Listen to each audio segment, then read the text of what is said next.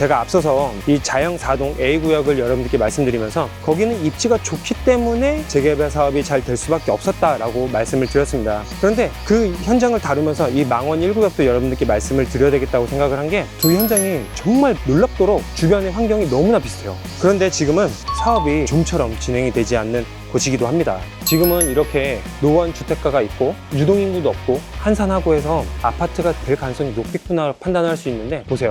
벌써 사람들이 식당에 줄 서서 이렇게 대기하고 계셔요. 근데 동의율이 75% 나왔다는 거예요. 그 수치에 속으면 안 됩니다.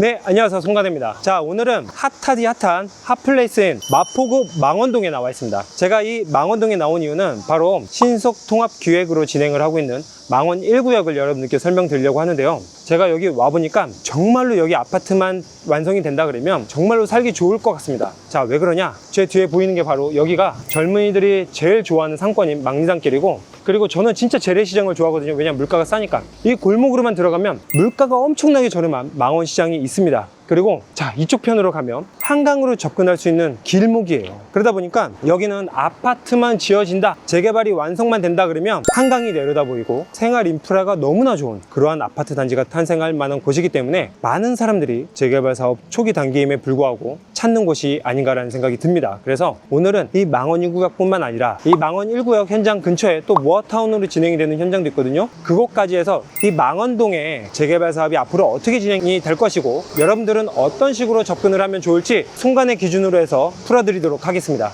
가시죠. 들어오자마자 멋진 건물이 있네요. 최근에 신축이 된 건물로 보여서 제 유튜브 영상을 주의 깊게 보신 분들은 아, 재개발 쉽지 않겠다 라고 바로 판단을 할 것 같은데, 그 옆에는 이렇게 오래된 빌라가 있네요. 이런 거 한두 개쯤은 있어도 재개발 되는 거 아니에요? 아, 당연히 되죠. 신축이 몇 개 있어도 상관없습니다. 왜냐? 여기는 이미 법적인 노후도 60% 이상을 갖추었기 때문에 재개발 구역으로 서울시에서 대상지로 지정을 해놓고 정비 사업을 진행을 하려고 하고 있는데, 안타깝게도 75%의 동의율을 갖췄음에도 2023년 11월 대상지 선정 이후에 전혀 사업이 진행이 되지 않는 안타까운 현장이기도 해요. 왜요? 이렇게 입지가 좋은데? 제가 앞서서 이 자영 4동 A구역을 여러분들께 말씀드리면서 거기는 입지가 좋기 때문에 재개발 사업이 잘 될 수밖에 없었다라고 말씀을 드렸습니다. 그런데 그 현장을 다루면서 이 망원 1구역도 여러분들께 말씀을 드려야 되겠다고 생각을 한 게 두 현장이 정말 놀랍도록 주변의 환경이 너무나 비슷해요. 그 첫 번째가 역세권인데요. 이 망원 1구역은 망원역을 끼고 있고요. 두 현장 다 한강을 끼고 있습니다. 그리고 또 놀라운 건 평지예요. 그리고 주변에 엄청난 배후 상권을 갖고 있어요. 그래서 여기 면적이 78,000제곱미터인데 토지증 소유자가 한 1,200명 정도 돼요. 근데 예상 건립 세대수가 1,800세대 정도 돼가지고, 그러다 보니까 사업 초기부터 재개발에 대한 관심이 많이 있었던 현장입니다. 그런데 지금은 이해관계가 조금 엇갈리는 부분이 있어가지고 사업이 좀처럼 진행이 되지 않는 곳이기도 합니다. 이렇게 노후한 주택가 분들은 어때요? 지금 살기가 엄청 힘들 거예요. 왜냐면 비 오면은 반지하 같은 경우에는 누수 피해도 있고 습기가 장난 아니에요.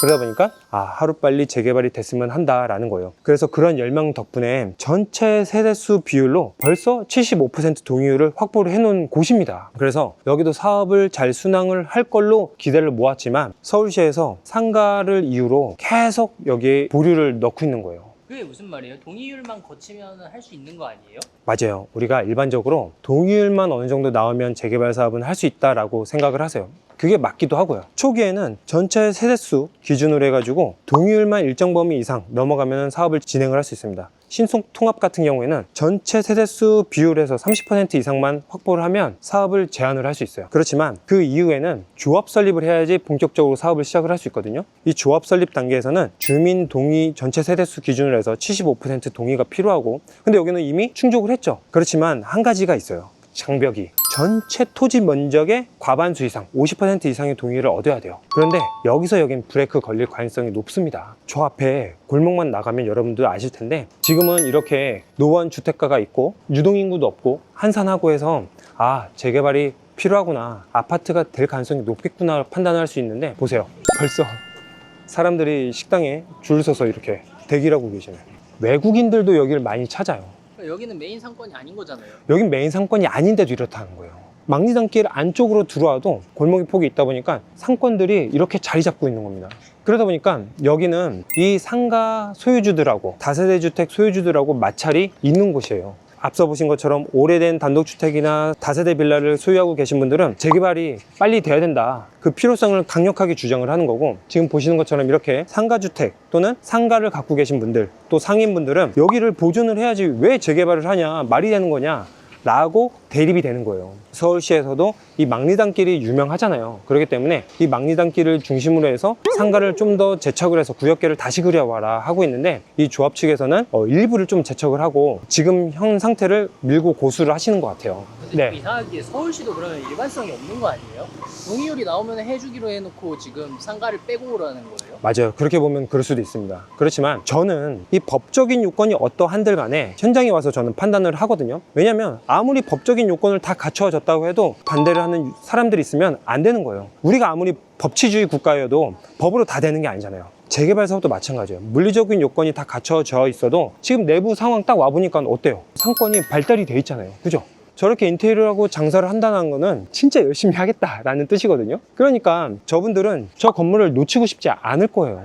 실상 현장에 와서 골목골목 다 다녀봐야지 그 동네가 땅이 어떻게 쓰이는지 명확하게 알 수 있게 되는 거예요. 제가 여러분들께 정리해서 말씀드리면, 우리가 임장을 갔을 때 딱 3가지 기준으로만 봐도 돼요. 주거 수요가 많은 곳이냐, 이게 실수요든 아니면 임차 수요든 동일합니다. 그리고 두 번째, 상업 판매하려는 그런 수요가 많냐, 여기는 어떤가요? 많죠. 그러니까 이 골목까지도 상권이 발달이 된 겁니다. 그리고 마지막으로 3번째, 업무입니다. 제 대표적인 업무 시설이라고 하면 여의도, 강남, 종로, 가산 디지털 단지, 그 4군데 대표적인 업무지구가 있지만 여기는 업무지구로서의 그런 역할은 떨어져요. 그렇지만 3가지 중에 2가지는 충분히 만족을 하고 있잖아요. 그렇기 때문에 재개발이 이해관계가 조금 복잡하게 얽히겠다라는 생각을 저는 갖고 있습니다. 그래서 여러분들도 재개발 투자하면 유명 유튜버가 여기 재개발 될 겁니다, 수행 투자만 하세요, 20억 30억 아파트 받을 수 있습니다 라는 말에 여러분들이 조바심에 막 투자를 하면 고점에 물릴 확률이 높아요. 근데 동의율이 75% 나왔다면서요? 그 동의율 75%는 전체 세대수를 기준으로 해서 하니까, 그래서 여러분들은 그 수치에 속으면 안 됩니다. 이제는 웬만한 곳, 다세대 비율이 어느 정도 있는 곳들은 동의율 75% 걷는 거 어려운 게 아니에요. 진짜 이 토지를 기준으로 해서 과반수 이상을 다세대 비율이 차지하고 있냐를 더 보셔야 돼요. 그렇지 않고 단독주택이다 근생이 이 과반수 이상을 차지하고 있다면 동의가 쉽지 않은 거예요. 여기는 토지 면적 기준으로 해서 단독과 근린생활시설 기준으로 해서 44% 정도 토지 비율을 차지하고 있어요. 그러니까 아까 제가 말씀드렸죠. 조합이 설립이 되려고 그러면 토지 면적 기준으로 과반수 이상을 찬성을 해야 된다고. 근데 그게 쉽지 않은 거예요. 그렇다고 그 나머지 56%가 다세대 비율이냐? 그렇지 않거든요. 이 도로도 끼워야 되거든요. 도로 면적도 있고 공원 면적도 있고, 그러니까 그런 거 다 빼고 나서 보니까 다세대가 34% 정도? 그러니까 다세대가 아무리 세대수 기준으로 해서 비율이 높고 75% 동의를 거뒀다고 해도 끝발이 안 서는 거예요. 힘이 없는 겁니다. 그래서 여러분들은 그 지역이 땅의 쓰임이 어떻게 되고 있는지를 먼저 판단을 하시는 게 재개발 투자의 가장 키포인트예요. 아시겠죠? 저희는 지금 신속통합기획 망원 1구역을 지나서 길 건넌 다음에 지금 망원동 456-6번지 모아타운 현장 앞에 와 있습니다. 지금 제 뒤로 보이는 건물 뒤편으로가 다 모아타운 현장인 거예요. 근데 여러분들, 모아타운은 모아주택이라고 해서 블록별로 구역을 쪼개가지고 소규모 아파트 단지를 짓는 그런 사업이거든요. 그런데 지금 제 뒤에 보시는 이 단독주택 건물, 요거는 재척이 돼서 빠져서 진행이 됩니다. 한강이 보이는 곳에 이렇게 단독주택을 갖고 있는 사람들이 월세가 얼마나 많이 나올까요? 그러니까 이거를 포기하고 아파트를 받는 게 그분들한테는 실익이 없는 거예요. 그래서 이 길 하나 차이로 여기는 보시다시피 유동인구가 적고 상권이 그렇게 센 곳은 아니지만 그래도 땅에 대한 가치, 그리고 지금 발생되는 현금 흐름이 중요하기 때문에 재척을 하고 진행을 하는 겁니다. 이해관계가 잘 맞물리는 사람들만 모아서 구역계를 그리고 사업을 진행을 했기 때문에 지금 조합원 분양까지도 끝난 현장이 바로 이 구역인 거예요. 그리고 이 모아타운 현장 내에서도 또 다른 지역 같은 경우에는 그 이해관계가 첨예하게 엉키고 엉켜서 아직 사업이 본격적으로 진행이 되지 않는 추진 준비 단계에 머무르고 있는 지역도 있는 거예요. 그래서 여러분들이 자, 모아타운이다, 소규모로 진행이 되니까 보다 이해관계가 빠르기 때문에 사업이 잘 진행이 되겠다라고 착각을 하면 안 돼요. 그 구역도 구역 나름인 거예요. 그래서 여러분들이 임장을 다닐 때 그 지역을 명확하게 판단할 줄 알아야 돼요. 그게 재개발의 핵심이에요. 그러면 이렇게 가볼까요? 저는 임장을 할 때 이해관계가 복잡하지 않는 곳들을 좀 선별을 하려고 해요. 그러면은 시간이 지나면 물리적으로 노후도는 갖춰질 거고, 그러면 자연스럽게 재개발 이야기, 그리고 재개발 이야기가 나오면 속도감 있게 재개발 사업이 진행이 될 수밖에 없거든요. 그래서 지금은 아파트 투자가 사실 어려운 게 사실이잖아요. 왜? 아파트 하면 기본 20억이 넘잖아요, 서울은. 그러니까 대부분의 사람들이 이제 재개발 투자에 눈을 돌리면서 빌라로 이렇게 아파트가 될 수밖에 없는 빌라들을 투자를 하려고 이렇게 하시다 보니까 빌라 가격도 낮진 않거든요. 그런데 재개발 투자가 어렵다 보니까 이 지역 정말 괜찮다, 빨리 선점하라 라고 해서 무리하게 급하게 이렇게 투자를 하는 경우들이 종종 있거든요. 구역만 지정이 됐다고 해서 다 아파트가 되는 게 아니라는 거예요. 시간이 지나면 철회가 되는 현장들이 많을 거고요. 그로 인해서 빌라 고점에 물린 분들이 분명히 많이 발생이 될 거예요. 네, 지금 저희는 망원 1구역과 그리고 모아타운 현장을 지나서 망원 나들목 앞에 있습니다. 제가 많이 임장을 다녀보니까, 그리고 또 많은 한강을 봤지 않습니까? 여기 강폭이 넓어요. 그래서 개방감이 끝내줍니다. 여기는 평소에도 저녁 시간만 되면 사람들이 많이 와요. 망원역에서 내린 다음에 망원시장에서 장을 보고 그 다음에 저녁 먹거리를 사가지고 여기 와서 노을을 보면서 하루를 마무리하는 수요가 상당히 많은 곳입니다. 그래서 망원 1구역이 골목마다 상권이 발달된 이유가 그런 동선이 잡히기 때문이거든요. 지금은 시간이 오후 4시거든요. 그래서 아쉽게도 여러분들께 노을을 보여드리진 못하지만 여기가 노을이 그렇게 예뻐요. 그래서 참 저녁 시간 보내기 좋은 곳이다. 그리고 한강공 공원으로 가는 나들목 많이 왔잖아요. 그런데 어때요? 제일 사람이 많아요, 지금. 그렇다고 여기가 막 엄청나게 잔디밭이 넓거나 그러지도 않아요. 근데 우리 촬영하기 직전만 해도 소나기가 왔는데 구름이 거치고 해가 뜨고 매미도 열심히 울고 있습니다. 어때요, 피디님? 개방감이 장난 아니고요. 그죠? 굳은 날씨에도 이렇게 나와서 시간을 보내려는 분들이 많아요. 여기는 망원 한강공원까지도 사람들의 발길을 끝까지 끌고 오는 그러한 핫플레스가 있다라는 겁니다. 좋네. 진짜 좋다.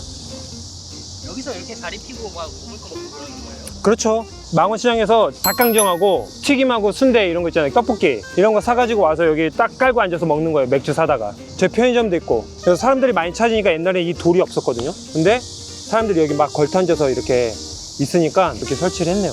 그래서 오늘 정리를 해보자면 망원동 개발되면 좋습니다. 이 한강 인프라, 교통, 물가도 잡을 수 있는 전통 시장도 있고 생활하기 너무나 좋은 곳이에요. 그런데다가 평지죠. 그런데 그렇게 입지가 다 좋다고 해서 주민 동의율이 75%를 넘었다고 해서 재개발이라는 게 쉽게 가는 게 아니다. 제가 말씀드렸다시피 재개발은 8차원적인 사업이다. 그만큼 이해관계가 복잡 다단하게 얽힐 수밖에 없는 게 재개발 사업이기 때문에 사업성이 있다 또는 위치가 좋다라는 말로 다 끝나는 게 아니다라는 거예요. 그래서 많이 둘러보고 그리고 많이 걷고 해야지 명확한 판단이 가능합니다. 그래서 저도 현장을 꼭 가서 제가 이해가 될 때까지 걸어보거든요. 그리고 나서 제 확신이 들면 투자를 합니다. 그래서 여러분들도 그 지역이 땅의 쓰임이 어떻게 쓰이고 있는지 명확하게 알고 그 다음에 투자해도 늦지 않는다라는 것을 마지막으로 말씀드리면서 다음 영상에서도 도움이 되는 내용으로 찾아뵙도록 하겠습니다. 그리고 그 댓글에 재개발 강의 하고 있냐 라는 댓글이 많은데 맞습니다. 재개발 강의 하고 있고요. 재개발 무료 강의도 하고 있으니까 제가 그 주요 일정은 댓글에 URL 남길 거거든요. 제가 단톡방 참여할 수 있는 링크를 보내드릴 거예요. 거기에 보시면 제가 무료 강의 일자가 확정이 되면 거기서 안내를 드릴 테니까 궁금하신 분들은 그 링크를 통해서 참여를 해보시면 좋을 것 같습니다. 다음 영상 또 기대 부탁드리겠습니다. 고맙습니다.